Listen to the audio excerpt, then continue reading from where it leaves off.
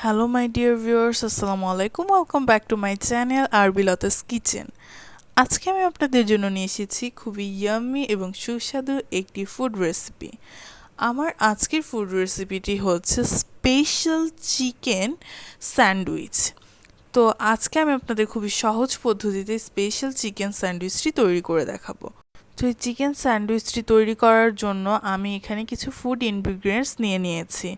তো আমি প্রথমে এখানে কিছু মুরগির যে বোনলেস কিছু মাংস, সেই মাংসটাকে নিয়ে নিয়েছি আমি কুচি কুচি করে ছোট ছোট টুকরো করে নিয়েছি। আর তারপর এখানে নিয়ে নিয়েছি আমি লাল মরিচের গুঁড়ো নিয়ে নিয়েছি। আর এই লাল মরিচের গুঁড়োটা আমি এখানে 1 টিস্পুন ইউজ করব। আপনারা ঝাল বেশি কিংবা কম খেলে পরিমাণ কমিয়ে বাড়িয়ে দিতে পারেন। আর আমি এখানে হাফ টিস্পুন আদা বাটা এবং হাফ টিস্পুন রসুন বাটা দিয়ে নিচ্ছি। আর এখানে আমি টালা গোলমরিচের যে গুঁড়োটা সেটাও আমি দিয়ে দিচ্ছি, জাস্ট 1 পিঞ্চ এখানে ইউজ করব আমি টালা গোলমরিচের গুঁড়ো। আর তারপর এখানে আমি আমার টেস্ট অনুযায়ী লবণ দিয়ে নিলাম। তারপর এখানে আমি সয়া সস দিয়ে নেব। যেহেতু সয়া সস ইউজ করেছি তাই লবণের পরিমাণটা একটু কমিয়ে দেবেন, আপনাদের টেস্ট অনুযায়ী দেবেন। তো আমি এখানে কিছুটা পরিমাণ সয়া সস দিয়ে নিলাম। তো সয়া সস এখানে দেওয়া হয়ে গেছে। আমি এখানে 1 টেবিলস্পুন সয়া সস ইউজ করেছি। দেন আমি এটাকে খুব ভালো করে ম্যারিনেট করে নিচ্ছি। আমি এমনভাবে ম্যারিনেট করে নিচ্ছি যাতে করে সবগুলো চিকেনের টুকরোতে সমানভাবে মশলাটা যায়। তারপর আমি এটা খুব ভালো করেই সব জায়গায় যাতে মশলাটা যায় সেভাবেই করেই নিচ্ছি।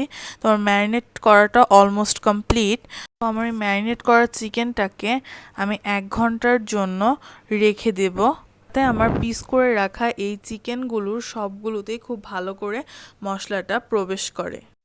তো 1 ঘন্টা পরে আমি ফিরে এলাম। আমার এই চিকেনটা আগের চেয়ে অনেক বেশি সফট হয়ে গেছে। আর আমি প্যানে সামান্য পরিমাণ তেল গরম করতে দিয়ে দিয়েছি। আমি এখানে 1 টেবিলস্পুন তেল, এখানে যে সাদা যে সয়াবিন তেল সেটা গরম করতে দিয়ে দিয়েছি। তো এটা গরম হওয়ার পরে আমার যে হাফ কাপ পরিমাণ চিকেন ছিল, টুকরো করে রাখা বোনলেস চিকেন, সেটাকে আমি দিয়ে খুব ভালো করে নেড়েচেড়ে ভেজে নিচ্ছি। তো এটা আমি একটু ভাজবো, কড়া করে ভেজে নেব, কারণ এরপরে আর কোনো কুকিং প্রসেস নেই। এইটা দিয়ে আমি স্যান্ডউইচটি রেডি করে ফেলবো। সো আমি এটা খুব ভালো করে ভেজে নিচ্ছি।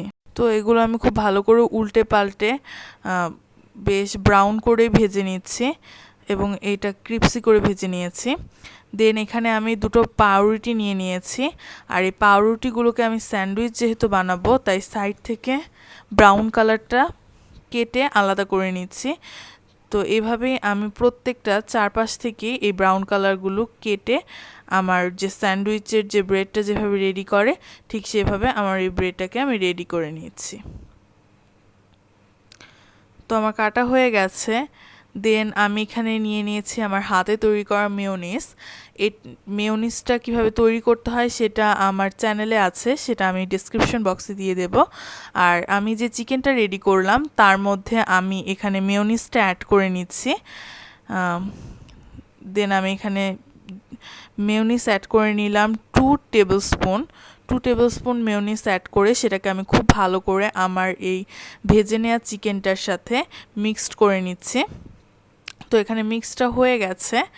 দেন আপনারা দেখতেই পাচ্ছেন যে কি সুন্দর একটা কালার আমার এই স্যান্ডউইচের যে ভেতরে দেবো আমি সেই জিনিসটা কি সুন্দর একটা কালার হয়েছে। দেন আমি এখানে টমেটো সস যেটা আছে সেটা অ্যাড করব। এখানে আমি 1 টেবিলস্পুন টমেটো সস অ্যাড করে নিচ্ছি। তো টমেটো সসটা অ্যাড করে আমি আবার এটাকে খুব ভালো করে নেড়ে চেড়ে নিলাম। তো আমার মিক্সটা খুব ভালো করে করতে হবে, কারণ এটাই আমার কেটে নেওয়া ওই স্যান্ডউইচের ব্রেডগুলোর ভেতরে আমি দেব। তারপর এটাকে আমার যে ব্রেডগুলো আমি কেটে নিয়েছি সেই ব্রেডগুলোর মধ্যে আমি আমার এই তৈরি করা পুরটাকে দিয়ে নিচ্ছি। তো এইটাকে আমি যথেষ্ট পরিমাণ দিয়ে তারপর আমার পুরো ব্রেডটাতে ছড়িয়ে দিলাম। ভালো করে দিয়ে আমার ব্রেডটাকে আমার রেডি করে নিতে হবে। চিকেনের পরিমাণটা যাতে যথেষ্ট থাকে সেদিকে খেয়াল রাখতে হবে, যেহেতু এটা চিকেন স্যান্ডউইচ সেই জন্যে। আর মেয়োনিজটা খুবই ক্রিমি, কারণ এটা আমার হাতে তৈরি করা মেয়োনিজ। দেন এখানে আমি যে জিনিসগুলো দিচ্ছি এটা হচ্ছে শসা কুচি, দেন এখানে আমি গাজর কুচিটা অ্যাড করলাম। এভাবেই আপনাদের টেস্ট অনুযায়ী সালাদগুলো দিয়ে দেবেন। দেন আমার যে আরেকটা পাউরুটি আছে সেটা আমি এটার উপর দিয়ে একটু প্রেস করে নিলাম, কারণ এটাকে আমার একত্রে করে রাখতে হবে। দেন আমি আজকে আপনাদের দেখিয়ে দেব কি করে এই পাউরুটিটাকে না ভেঙে কিংবা খুব সুন্দর করে কেটে নেওয়া যায়। তো আমি ডেকোরেশনের জন্য উপরে একটা টমেটোর পিস দিয়ে দিয়েছি। দেন এখানে দুটো টুথপিক আমি 2 কর্নারে গেঁথে নিচ্ছি, একদম নিচ পর্যন্ত যেন পৌঁছায় সেদিকে আপনাদের খেয়াল রাখতে হবে। একদম নিচ পর্যন্ত পৌঁছেছে কিনা সেদিকটাই খেয়াল রাখবেন, নতবা এটাকে ঠিক করে কাটা যাবে না। তারপর আমি অন্য যে কর্নারটা আছে সেই কোনাকুনিভাবে এটা কেটে নিলাম। তো কাটাটাও যেন একদম নিচ পর্যন্ত পৌঁছায় সেদিকেও খেয়াল রাখতে হবে।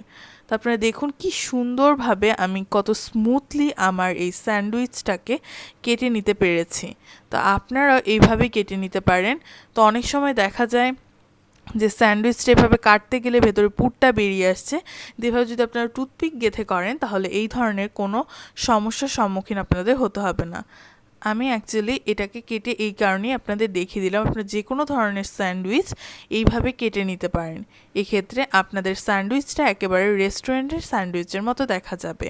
তো আমার এই চিকেন স্যান্ডউইচটি খুবই টেস্টি হয়েছে। আমি আশা করব আপনারা বাসায় তৈরি করে খাবেন আমার এই স্পেশাল চিকেন স্যান্ডউইচটি। আর আমার রেসিপিটি যদি আপনাদের ভালো লেগে থাকে তাহলে লাইক, কমেন্ট আর শেয়ার করতে ভুলবেন না। আর আমার চ্যানেলকে সাবস্ক্রাইব করে আমার সঙ্গেই থাকবেন আর আমার জন্য দোয়া করবেন। Thank you everyone.